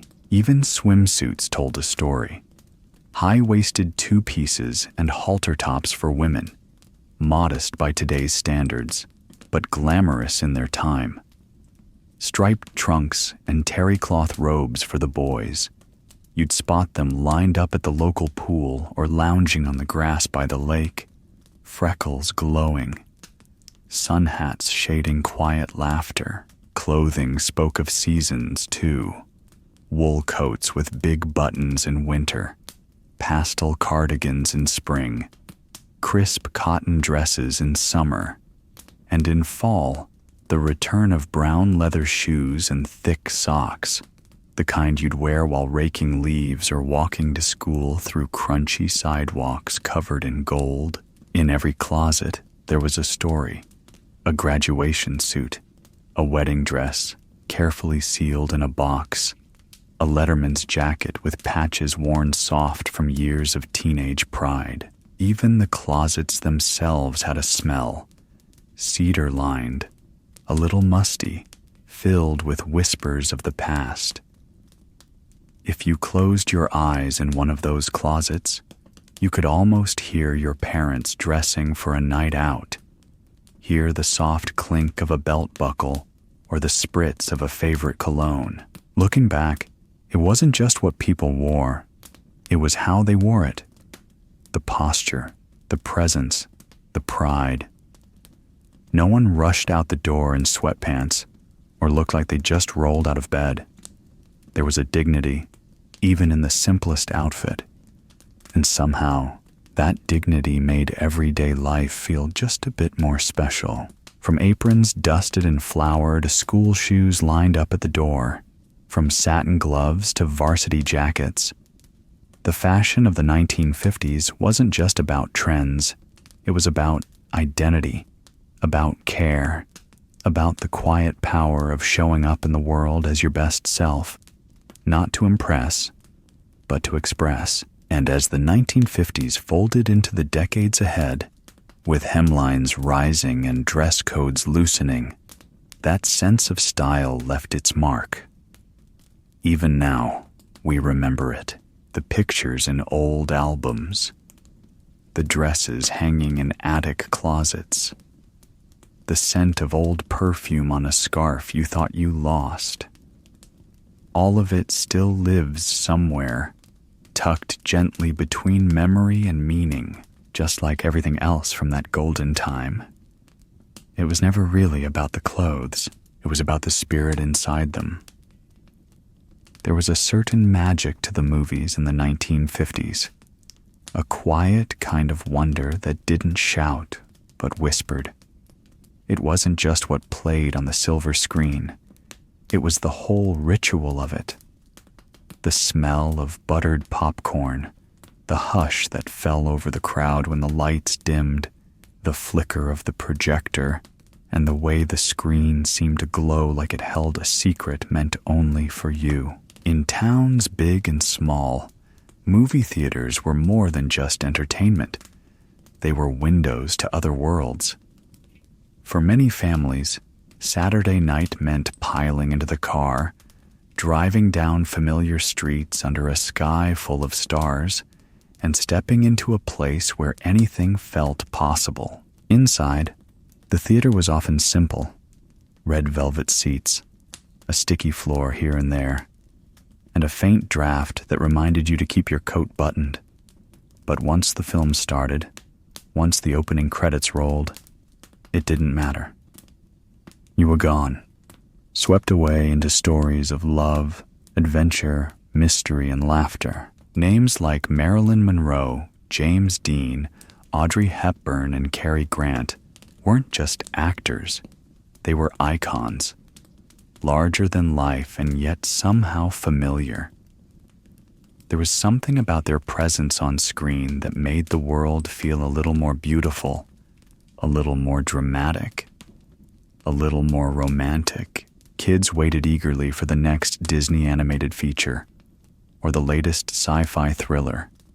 Movies like The Day the Earth Stood Still or 20,000 Leagues Under the Sea that made imagination spin. Teenagers went for the freedom of the dark, the thrill of being out late, the chance to sit next to someone special. And parents, they often relish the brief escape from work, bills, and routine, just a couple hours to be somewhere else, even if only in their minds. But the real soul of 1950s cinema lived outdoors, the drive-in theater. If the indoor cinema was a chapel of imagination, the drive-in was a picnic under the stars, louder, livelier, and full of life. You'd pull up in the family car, tune the radio to the right frequency, and roll down the windows. Kids would sit on the roof or curl up in blankets in the back seat. Parents shared soda and popcorn from paper bags. Couples leaned in close, whispering softly between scenes. It wasn't always about watching every moment of the movie. Sometimes it was just about being there. The sound of laughter from the next car over, the breeze rustling the speaker cords, the glow of headlights coming in late, the flickering images dancing across windshields. It was a different kind of togetherness. You didn't need to say much. Just being there, in that shared space, was enough. Drive-ins were cheap, accessible, and oddly romantic. They were where first kisses happened, where childhood memories were made. where teenagers became part of the larger world in the safety of a parked car. You might remember the smell of the grass if you brought lawn chairs, or the way the night air cooled just a little as the second feature began. The sound of someone's engine struggling to start after the credits rolled. The distant crunch of gravel as cars slowly began to file out, and when you looked up, the stars were still there. Silent, patient, watching. The 1950s were a golden time for Hollywood, but not just because of the films. It was about the place the movies held in everyday life, the way they gave people a shared language, a common dream, a reason to get dressed up, to go out, to feel something bigger than themselves at a time when the world was rebuilding, when families were finding new routines and old wounds were still healing. The cinema offered both escape and connection. You'd leave the theater a little changed, maybe with a new song stuck in your head, or a quote you couldn't stop repeating. Maybe you walked a little taller, laughed a little louder, or cried just a bit longer than you meant to. And sometimes, when the movie ended and the lights came back on, you'd sit for a moment longer, not ready to let go of the world you just visited, not quite ready to step back into the quiet street or the waiting car. In those moments, the movies lingered, like perfume on a sweater, like light on the water. From the flickering screens of small-town theaters to the open fields of drive-ins, the cinema was more than a pastime. It was part of the heartbeat of 1950s America. A soft, steady rhythm that reminded people to dream, to feel, and to believe in happy endings. As the curtain closes on this chapter, we feel that gentle pull toward the next. A moment of play, of sunshine, of childhood again. The screen may fade, but the memory of those golden nights lives on, in the hush before the first frame, and the sigh after the last. There was something timeless about the way children played in the 1950s, something pure, something wonderfully unsupervised. The kind of play that didn't need apps or screens, just a patch of sidewalk, a patch of sun, and the laughter of friends echoing down the block. You could step outside and hear it, that familiar hum of summer, the buzz of cicadas, the slap of rubber soles on pavement, and the rhythmic clack-clack of jump ropes cutting through the air. In backyards and alleys, on front porches and corner lots, kids found their joy in movement, invention, and the endless hours gifted by school's break. Hula hoops spun around narrow waists, some twirling for minutes at a time while friends cheered and tried to beat the record. The plastic ring was more than a toy. It was a challenge, a dance, and a badge of summertime pride. Nearby, boys chalked out the boundaries of a stickball game, arguing over what counted as a home run if it bounced off Mrs. Dobbins's screen door. On suburban streets, bicycles clicked and clattered like wind-up machines, banana seats bouncing along the curb as kids sped toward nowhere in particular. There were no helmets, no GPS, no check-ins, just the freedom of flight and the wind in your face. A bike meant independence. It meant you could pedal down to the corner store with 2 nickels in your pocket and return with a root beer popsicle and a pack of trading cards. Play wasn't scheduled. It unfolded organically in the cracks between chores and dinner time. Boys and girls created kingdoms from old blankets and laundry lines, set up lemonade stands with handwritten signs, and spent entire afternoons perfecting the perfect cannonball into a backyard wading pool. Sometimes you'd find a gang of neighborhood kids crowded around a plastic army man-war or a line of marbles flicked expertly across the sidewalk. There were no teams picked by adults, no uniforms or tournaments, just kids, making up rules as they went, adjusting them when someone cried, "No fair," and learning, quietly, how to negotiate, to share, to lose graciously, and to try again. There was a kind of golden light that fell across those summer days, the kind of light that made everything seem dusted with magic. You could almost feel it when you lay belly down on the grass, blowing dandelions into the air, or cloud watching beside your best friend. Time moved differently then, slower, softer. Sometimes the day ended, not because you were ready, but because the streetlights buzzed on and someone's mom called from a front porch, her voice stretching down the block. Time to come in. That call, half gentle, half firm, was the universal curfew of the 1950s. Inside, knees were scraped, shoes were muddy, and freckles dotted every sun-kissed cheek. But hearts were full. You hadn't spent money or gone anywhere remarkable, but you'd had an adventure. You'd raced the sun, built empires from cardboard boxes, and laughed so hard your sides ached. And if you were lucky, your dad might let you stay out just a little longer, sitting on the stoop with a popsicle, watching the fireflies blink on like little lanterns of the night. The air would cool, the sky would shift from gold to purple, and the world would start to whisper its lullabies. Playtime wasn't just about fun.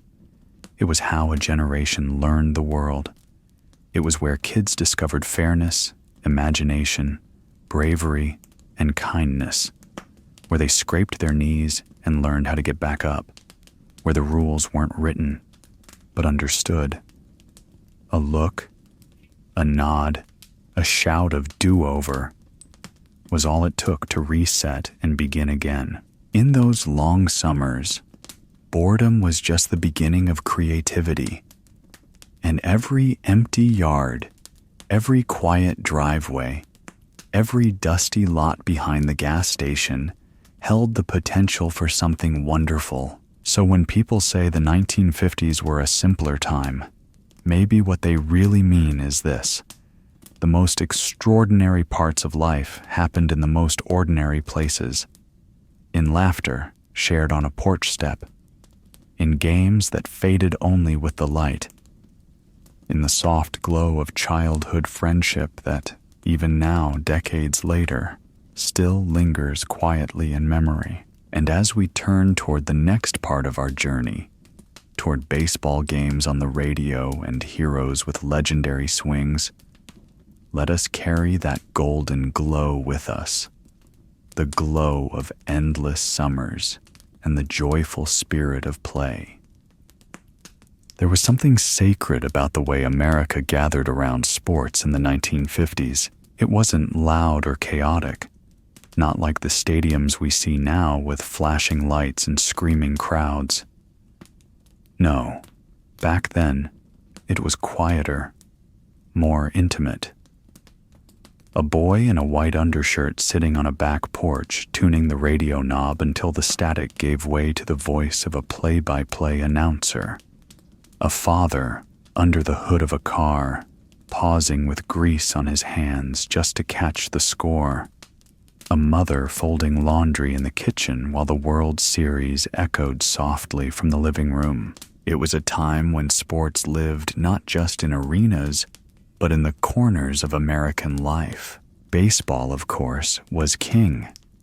The crack of the bat, the slow arc of a fly ball, the hum of the crowd on a warm summer afternoon. It was more than a game.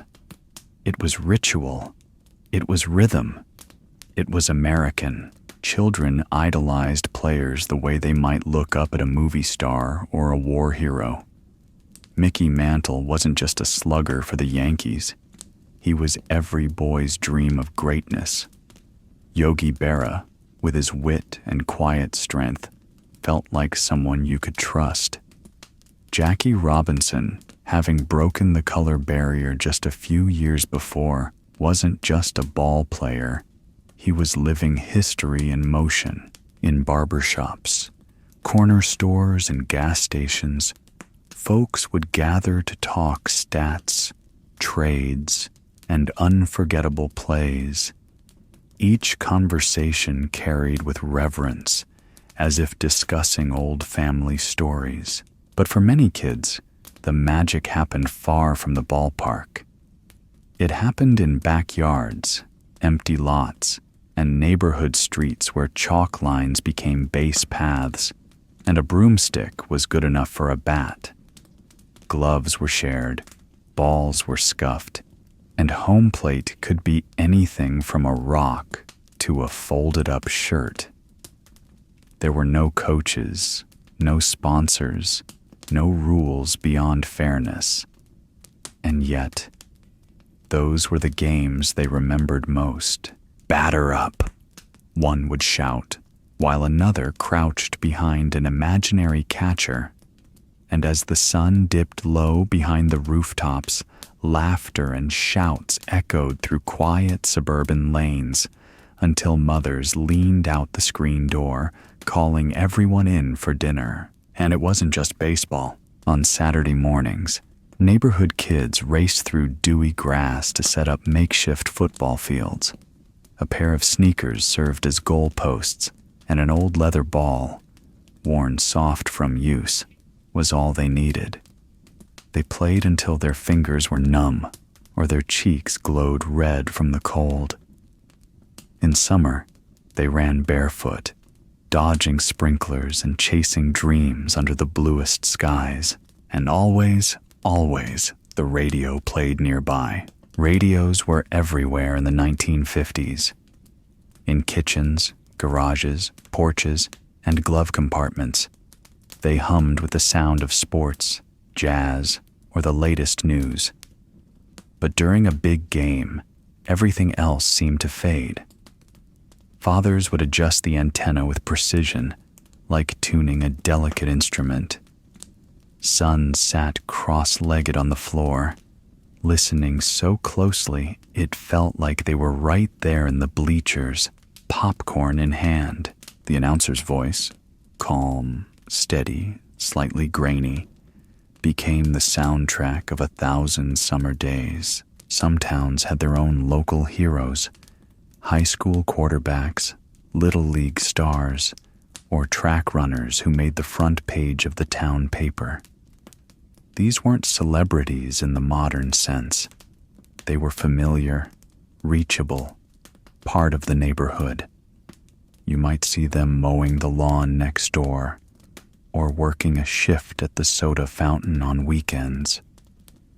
But on Friday nights, under the glow of the stadium lights, they were giants. For young girls and boys alike, the 1950s planted dreams through sports, not of wealth or fame, but of belonging, of doing something that mattered, of hearing your name called out and knowing you made your town proud. And for many families, it wasn't even about the games themselves. It was the time spent together around them. A Sunday drive to see a minor league game, packing sandwiches and wax paper and drinks in a cooler, sitting on a wooden bleacher under a cotton candy sky, clapping not just for the team but for the shared experience, for being there, all together. That's what made sports so beloved in those days. Not just the heroes on the field, but the quiet rituals off of it.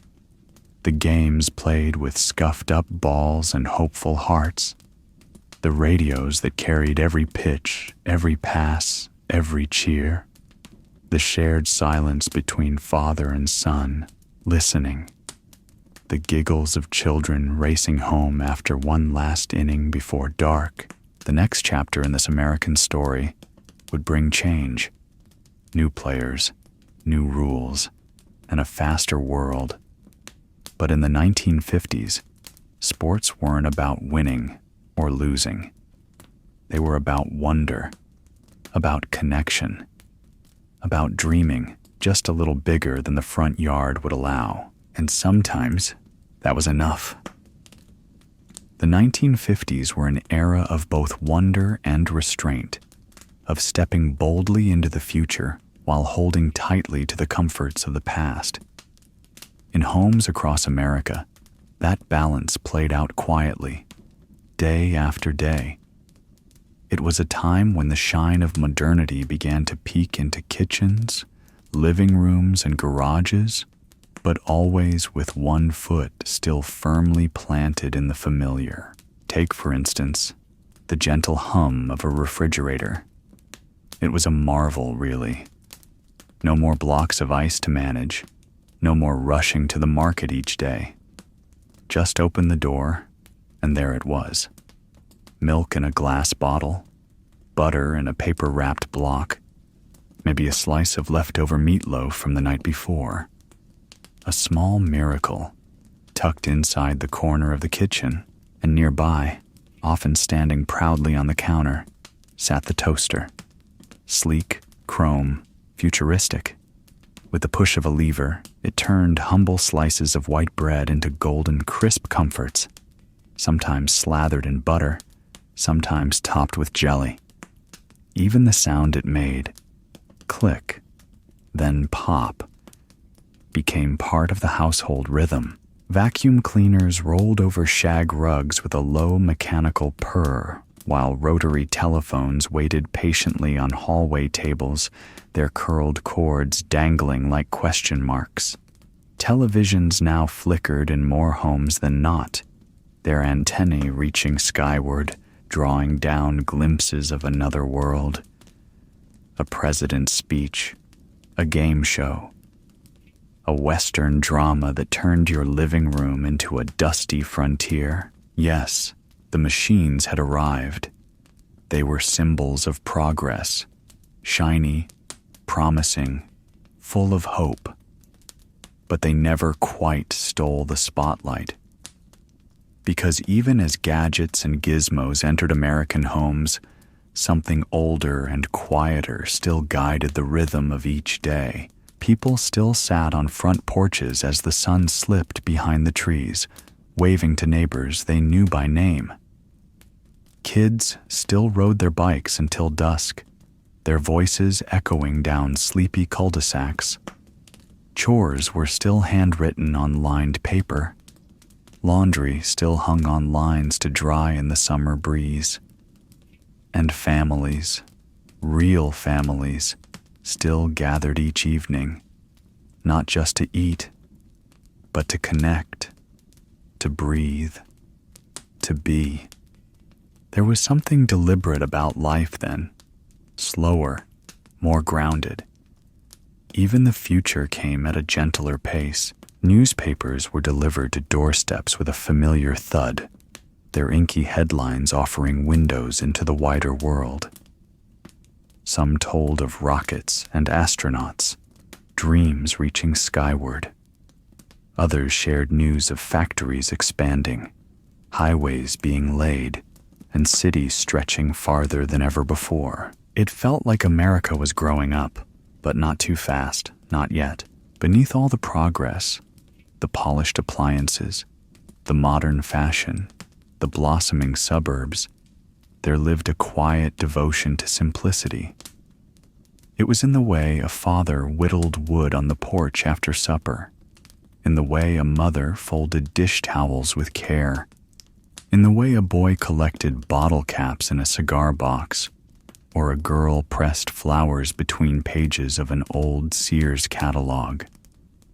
People fixed things instead of throwing them away. Radios were repaired, not replaced. Shoes were resoled. Sweaters were patched with elbow leather that told a story.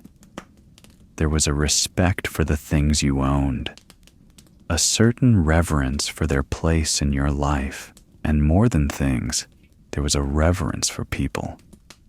Teachers were trusted. The mailman was greeted by name. The local grocer knew your favorite cut of meat. The paper boy left your copy exactly where you liked it. You belonged, not just to your family, but to your street, your block, your little corner of the world. Even faith felt simpler. Churches were filled on Sundays, not out of obligation, but out of a kind of gentle gratitude. Folks wore their best clothes, sang old hymns, and afterward stood in the grass sipping lemonade, catching up on each other's lives. Technology may have marched forward, but the soul of the era walked beside it, never behind, never ahead, just beside, side by side. And that balance, that harmony, is what people still remember today. Not the price of a fridge or the horsepower of a car, but the feeling of enoughness, that what you had, who you were, and where you belonged was plenty. The clink of ice in a glass, the ticking of a wind-up clock, the screen door creaking open and shut, the way the light spilled through the blinds on a quiet Saturday afternoon. These were the details that made up a life, not grand, not extravagant, but deeply real. And so, the 1950s rolled on, wrapped in the scent of freshly cut grass and warm apple pie, set to the soundtrack of Glenn Miller, Bing Crosby, and the soft murmur of family conversation. In a world that was learning to reach for the stars, many still chose to plant gardens, to slow down, to listen, and that perhaps is the truest spirit of the era. It wasn't just the promise of progress, it was the quiet confidence in simplicity. As the final moments of the day drift into the hush of evening, the house begins to settle. The dishes have been washed and put away. The laughter from the backyard has faded into memory, and the last flickers of sunlight have melted behind the curtain-lined windows. One by one, the lamps are dimmed, casting a golden glow across the quiet living room. The television hums low in the corner, playing the last bits of a late-night variety show, its fuzzy picture flickering across the walls like candlelight.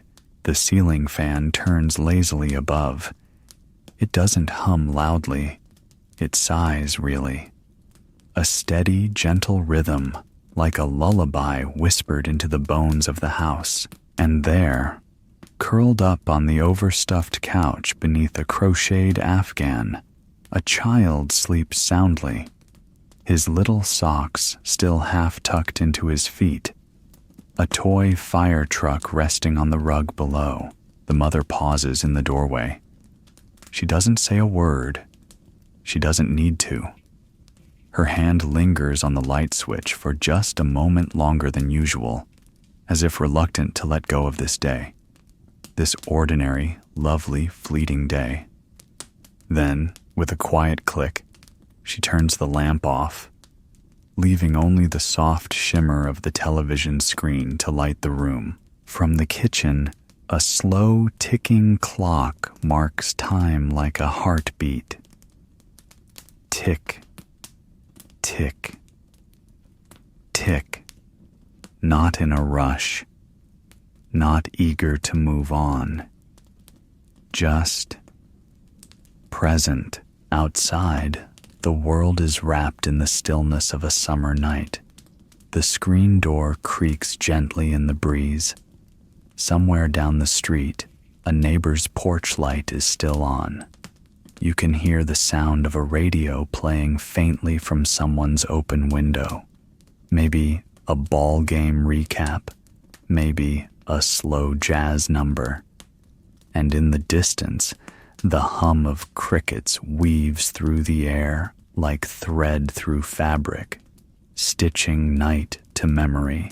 This is what peace felt like in 1950s America. Not perfect peace, not without its struggles, not without its flaws, but a kind of peace that came from simplicity, from the grounding of family, from the repetition of ordinary rituals that made life feel steady, safe, and known. People weren't chasing 100 things at once. They weren't buried under screens or swiping through 1,000 lives. They were here, truly here, sitting on porches, watering tomato plants, folding laundry by hand, listening to their children breathe as they fell asleep to the drone of the ceiling fan and the soft murmur of a radio in the other room. It was a time when goodnight kisses were routine, when the day ended not with urgency, but with ease, when the last thing you saw before closing your eyes might be a glowing nightlight shaped like a tiny train, or the flickering shadows of the hallway, or the silhouette of your mother quietly closing the door with a smile. As we reach the end of tonight's story, maybe you're already drifting, your eyes heavy, your breathing slower, the world around you softening at the edges. Maybe your thoughts have turned inward, toward your own quiet memories. Or maybe you're simply letting go. That's okay. That's exactly what this moment is for. Let the sounds of the past carry you. Let the scent of barbecue, the laughter of children, the warm glow of TV sets and porch lights lull you into a space where time feels kind again. Let the rhythm of rocking chairs and the hush of summer nights cradle you. You don't have to hold on to anything right now. Just rest. Tomorrow will be waiting, with its coffee pots and newspapers, its sidewalks and sunrises. But for tonight, all you need is this: a story shared, a memory held, and the comfort of knowing you are not alone in the quiet. The spirit of the 1950s wasn't just in the gadgets or the music or the fashion. It was in the way people ended their days, with gratitude, with tenderness, and with a kind of hope that tomorrow would be just a little gentler than today. So, from all of us here in Sleepytown Radio, thank you for spending your evening with us. Thank you for letting the past wrap around you like a blanket, and thank you for remembering. We hope tonight's story brought you comfort, stillness, and maybe even a small smile. Until next time, sleep well, dream deep, and as always, good night.